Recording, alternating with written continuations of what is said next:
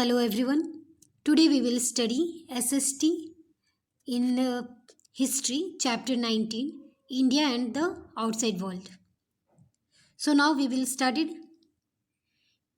Indians have always been adventurous and social. Since the time of Harappas, Indian had been a contact with the contemporary civilization. In this chapter, we shall study India's contact with different countries and their influence on our country.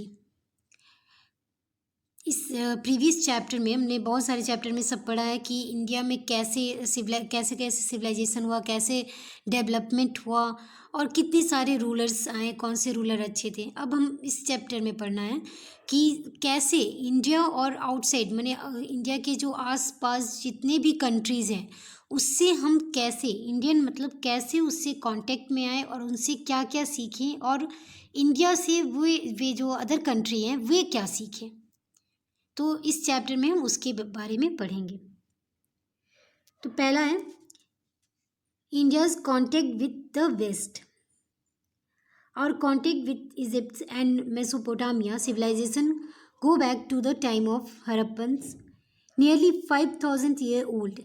There are archaeological evidence to prove our culture and trade relation with them. Later on, around the 6th century BCE, India was having trade and culture relation with the Western countries through Greece, Persia and Rome. तो इस जो है west side, जैसे India जो है western जो side है माने पश्चिम साइड से पश्चिमी देशों के साथ क्या क्या सीखे, जिसमें इजिप्ट और मेसोपोटामिया सिविलाइजेशन से स्टार्ट करते हैं, जो कि जिसका हमको सारा कुछ इन्फॉर्मेशन जो है वो हड़प्पन से मिलता है, जो कि नियरली 5,000 साल पहले का है. बहुत सारे आर्कियोलॉजिस्ट एविडेंस से ये प्रूव होता है कि कैसे कल्चर और ट्रेड रिलेशन था वेस्टर्न कंट्रीज से. India have trade and cultural relation with western countries through मतलब इन सारे देशों से ग्रीस, पर्सिया एंड रोम, इन सारे जो कंट्री हैं इनसे इंडिया का जो था वेस्टर्न कंट्री से कैसे कल्चरल रिलेशन था. बुक में आप मैप में देख सकते हो कैसे इंडिया का जो ये फिगर है इसके आसपास जितने भी जो आउटसाइडर वर्ल्ड्स हैं वे सब कैसे इंडिया के संपर्क में आए, कौन कौन से देश इंडिया से संपर्क में आए और कैसे अदर कंट्री भी इंडिया से संपर्क में आए. जैसे यहाँ के जो भी कल्चर रिलीजन्स थे आउटसाइडर फॉलो किए, देन आउटसाइडर के जितने भी थे वे सारे इंडियन भी फॉलो किए. तो ये सारे पिक्चर्स में आप देख सकते हो जितने भी अदर कंट्रीज़ हैं आउटसाइडर्स उस सब के बारे में यहाँ दिया हुआ है. We were exporting cotton, textiles, silk, spice, brassware, handicraft, jewellery etcetera to the waste.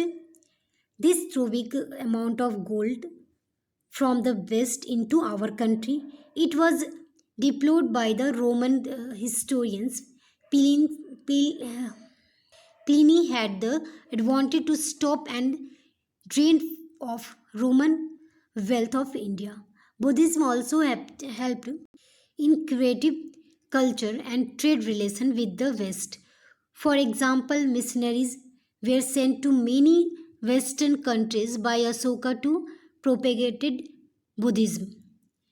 तो जैसे कि आप देख सकते हो कि we were exported cotton, silk, textiles, spice, then brassware, handicraft, ये सारे जो थे हम लोग वेस्टर्न से लिए सीखे उन लोग से. देन वे लोग जो हैं और through broad big amount of gold, ये सब हुआ वेस्टर्न कंट्री से. वेस्ट जो थे वे हम लोग के गोल्ड जो था वे वेस्टर्न कंट्री हम लोग के कंट्री से लिए. इस तरह से रोमन हिस्टोरियन प्लिनी जो है ये जो थे इंडिया में नहीं जाने देना चाहते थे. बुद्धिज़्म जो था ये भी रिलेशन जो है Buddhism also help in the creating culture to trade relation with the west. Missionary when sail the western countries by the Ashoka propagated Buddhism जो अशोका ने जो ये बुद्धि का प्रचार किया और जिसके लिए जो बहुत सारे देशों में जाके उसका प्रचार प्रसार किया, तो ये सब जो है वो वेस्टर्न में भी पहुंचा। In the earlier 8th century, the Arab had dominated the sea and the land routes since the Indians' trade and contact with the West were through the Arabs. 8th century में जब Arabs ने ये जो सी और land roots का जो dominate किया, उसके थ्रू क्या है इंडिया में ट्रेड एंड कल्चर वेस्ट जो थे उससे हम लोग का बढ़ावा हुआ। They became a link between us and the west, ये जो था ये दोनों का लिंक बना, ये जो सी एंड लैंड रूट्स था। They took the knowledge of science, mathematics and medicine from India and put their own label and gave the seam to the West. Many of our classics were translated in Arabic and Persian language.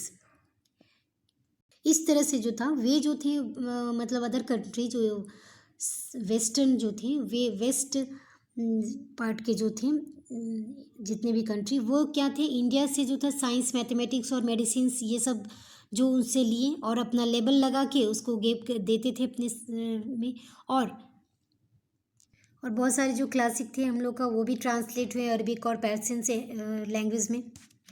Next आते हैं India's contact with the Central Asia. Our relation with Central Asia are very old.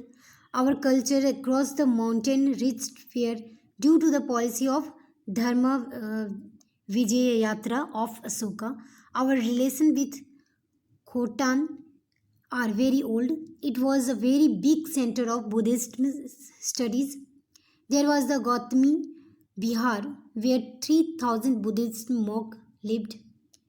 It means जो इससे Asian जो countries थी उससे भी भारत का जो संपर्क था वो बहुत ही अच्छा था, उनसे भी रिलेशन अच्छा था, बहुत पुराना भी है, जिससे कि और ये जो है अशोका के टाइम में जो धर्म विजय यात्रा जो अशोका द्वारा चलाया गया था उसके थ्रू इसका बहुत ज़्यादा वहाँ तक पहुँचा, और ये बहुत सारे वहाँ पे बिग सेंटर भी हैं बुद्धिस्ट में स्टडीज़ के लिए, ठीक है, और बहुत सारे बुद्धिस्ट मॉन्क जो हैं वो भी वहाँ रहते हैं। Kochi Afghanistan was another centre of India culture end of the 4th century. All the people of these countries became a follower of Buddhism. The name of their kings were also Indians. Example, Swarnadev, Puspadev, etc. They adopted Sanskrit and Prakrit language, and Indian princess Kumarji preached Buddhism in Kochi and later became the Guru of Kochi kings.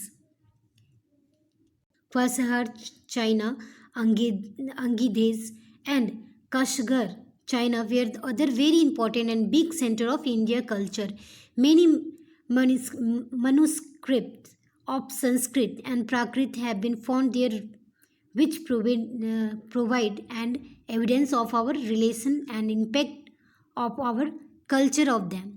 Images of Lord Ganesh, Kuber, Trimukh were be found in Niai, China, and Andhiyar, Afghanistan was another the great center of Buddhism. The largest statue of Lord Buddha was the Bamiyan. Recently, it was destroyed by some Islamic fundamentalist. Okay, you see in this picture. आप देख सकते हो ये जो है बहुत ही बड़ा बुद्ध का स्टैचू बना हुआ है जो कि अभी टूट चुका हुआ है। Next, India's contact with Sri Lanka, South East Asia and China. Okay, our contact with Sri Lanka is very old from 6th century BCE. Okay, Ashoka sent his son Mahendra and daughter Sanghmitra to speak Buddhism इन श्रीलंका। सबसे पहले अशोका ने अपने बेटी को और बेटे को दोनों को बुद्ध धर्म का प्रचार के लिए भेजा था। उसके बाद धीरे धीरे क्या हुआ, वहाँ से वहाँ के राजा अशोका से मिलने आए। Mahavasma and Dipavasma were the main sources of history of the relation of Sri Lanka. ये जो है मेन सोर्स है जिससे पता चलता है कि कैसे रिलेशन था. Our contact with China started from 65 BC. Many Chinese scholars and travelers come in India. Many Buddhist monks visited China to propagated Buddhism. China's traveler Fahin Lastin and Yuan Stang visited India and studies Buddhist literature, doctrines.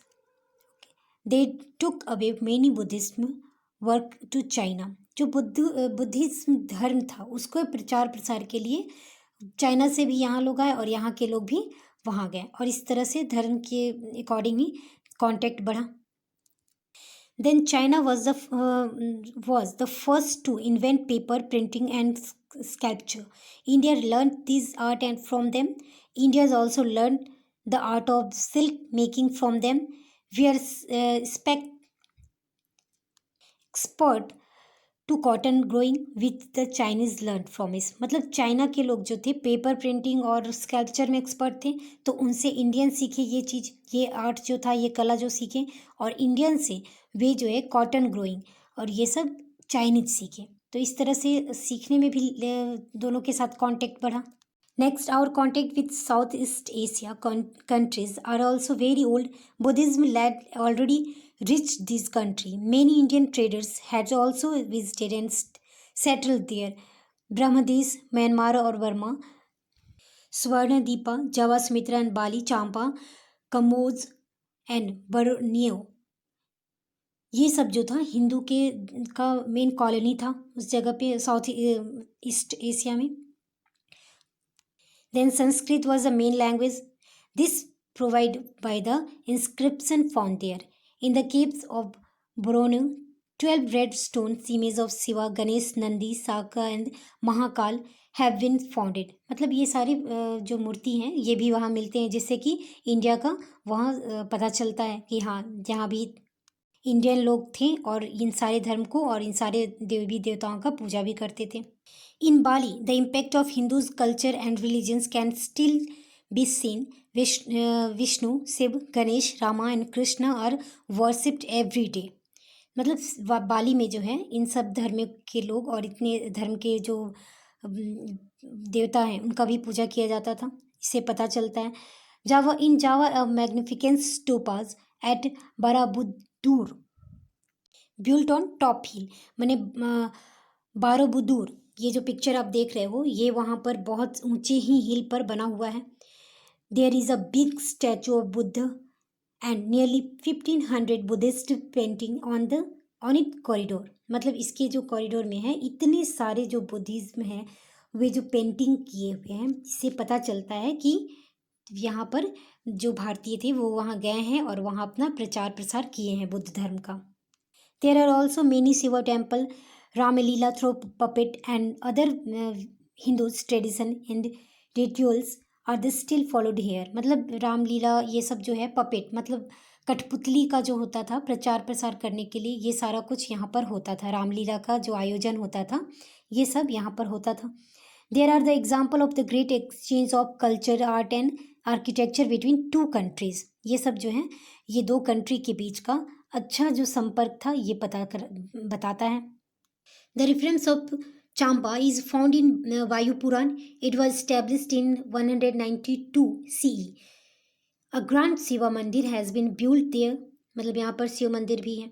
Saka era, which is now our national era, is also found here. मतलब ये जो साक संवत जो है हम लोग का जो राष्ट्रीय जो है नेशनल इरा जो है ये भी यहाँ पर मिलता है. Cambodia was also Indian colony. Kamboja जो है इंडियन कॉलोनी है. Saka Samvat and Sanskrit language were used there. ये सारा यूज होता है. Indian god were worship there in 19th century. The ruler Yashovarman founded the new city of Yasodhapur. A large Shiva mandir was constructed there. यहाँ जो है बहुत बड़ा राम शिव मंदिर भी है यशोधापुर में. It was the great center of Vedic learning. Angkor Wat, the Vishnu temple of Cambodia, is one of the largest temple of the world. पूरे वर्ल्ड का जो है सबसे बड़ा जो टेम्पल है बुद्ध का, विष्णु भगवान का, वो जो है कंबोडिया में है। The story of Ramayan and Mahabharat are the depicted on the wall, ये सारे पिक्चर्स उस दीवार पे बने हैं। अंगोर वट जो है विष्णु टेम्पल, इसमें बना हुआ है। Around the temple there are the 225 metres wide ditch, ये जो है इतनी गहरी जो है वहाँ का रास्ता चौड़ा बना हुआ है। There is also 300 metres wide bridge with the help of reach the temple, इस मतलब यह जो टेम्पल आप देख रहे हो पिक्चर में, इस टेम्पल तक पहुंचने का जो है ये सारा रास्ता बताया गया, जो 225 मीटर डीप डिच है और दूसरा जो 300 मीटर्स ब्राइड के थ्रू यहाँ तक पहुंचा जा सकता है। आप देख सकते हो ये पिक्चर्स में। Buddhism and its teaching were the main factor of the creating our contact with different part of Asia and the west, मतलब मेन जो है ये जो बुद्ध धर्म का, बुद्धिज्म जो था उसका प्रचार प्रसार और शिक्षा सीखने के लिए जो है एक देश से दूसरे देश लोग गए भी और आए भी, और इस तरह से दूसरे देशों के साथ हमारा कांटेक्ट भी बढ़ा और सारा कुछ यहाँ जो है वो दूसरे कंट्री में भी देखने को मिलता है और दूसरे कंट्री का हम भी वहाँ से सीखे। Now this chapter explanation is completed. Do like, share and subscribe this video. Thanks for watching.